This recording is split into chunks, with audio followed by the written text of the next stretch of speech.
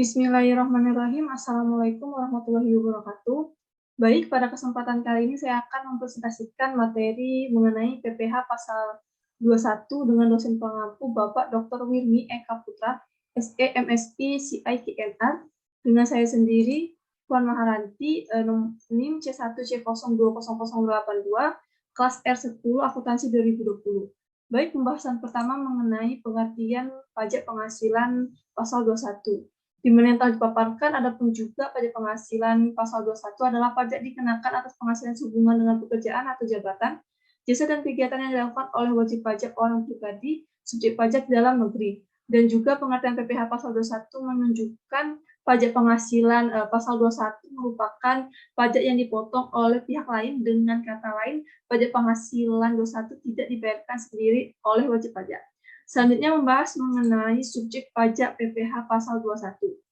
Penerimaan penghasilan yang dipotong atau kategori subjek yang dikenakan PPH 21 yakni diantaranya pegawai, penerima uang pesangon atau pensiun, bukan pegawai yang menerima atau memperoleh penghasilan sehubungan dengan pemberian jasa, di mana meliputi tenaga kerja ahli yang melakukan pekerjaan bebas, olahragawan, pengarang, peneliti dan penyebar, dan juga yang lainnya, anggota dewan komisaris, atau dewan pengawas yang tidak merangkap sebagai pegawai tetap pada perusahaan yang sama, mantan pegawai, peserta kegiatan yang menerima atau memperoleh penghasilan sehubung dengan keikutsertaan dalam suatu kegiatan.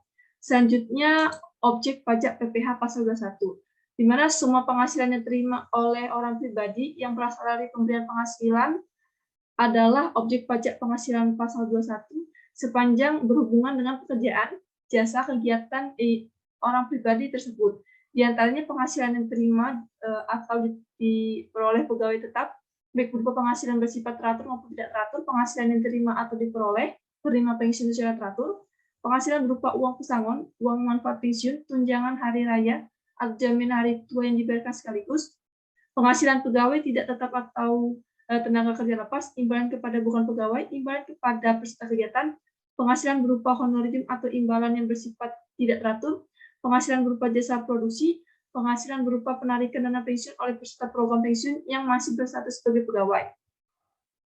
Selanjutnya membahas mengenai bukan subjek PPH pasal 21 dan bukan objek PPH pasal 1.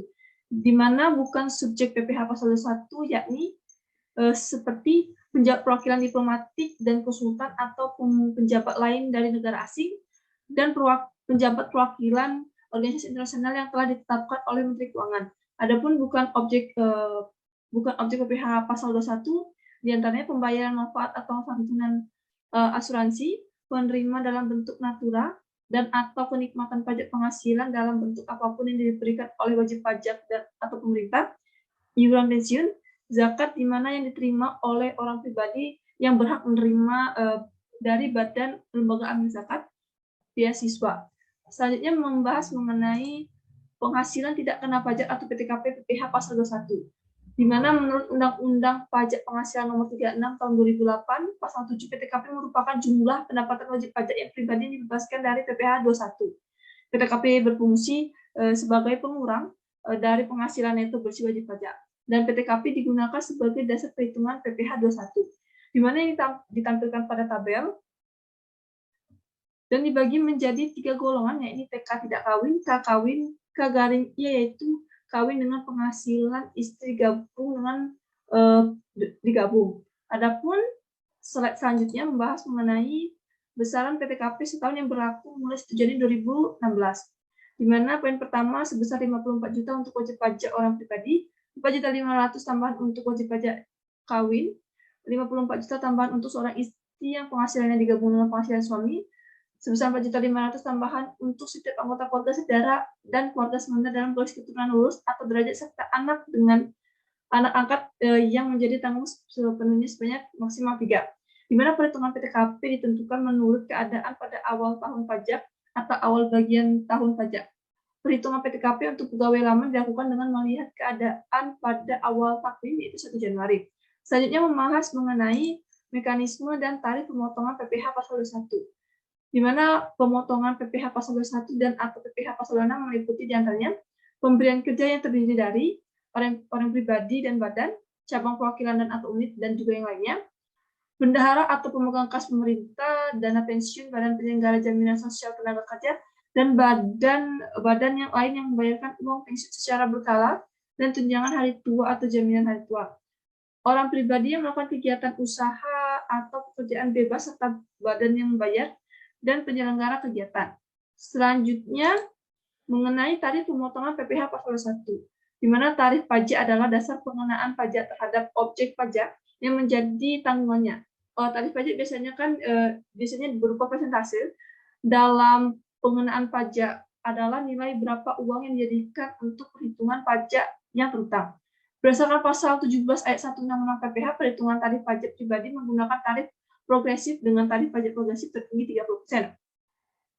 Dan di dalam RUU HPP yang di dalamnya merevisi beberapa undang-undang, perbajakan satunya Undang-Undang PPh, maka tarif pajak progresif PPh 21 untuk mengetahui PPh terutang adalah sebagai yang ditampilkan pada tabel, di mana perbandingan antara tarif lama UU PPh dengan tarif baru RUU HPP, di mana pada lapisan tarif 1 sampai 4 masih sama antara kedua tarif tersebut, dan yang membedakan pada RUU HPP terdapat pada lapisan tarif 5 dengan rentang di atas 5 miliar sebesar 35%.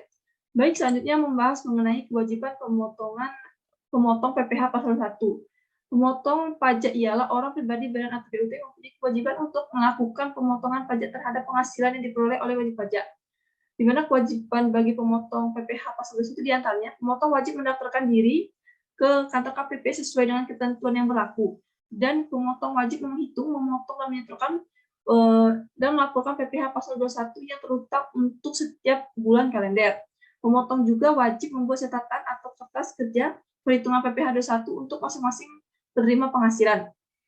Pemotong wajib juga membuat bukti pemotong PPh 21 dan memberikan bukti tersebut kepada penerima penghasilan yang dipotong pajak. Pemotong wajib menyetorkan PPh 21 ke kantor pos atau bank.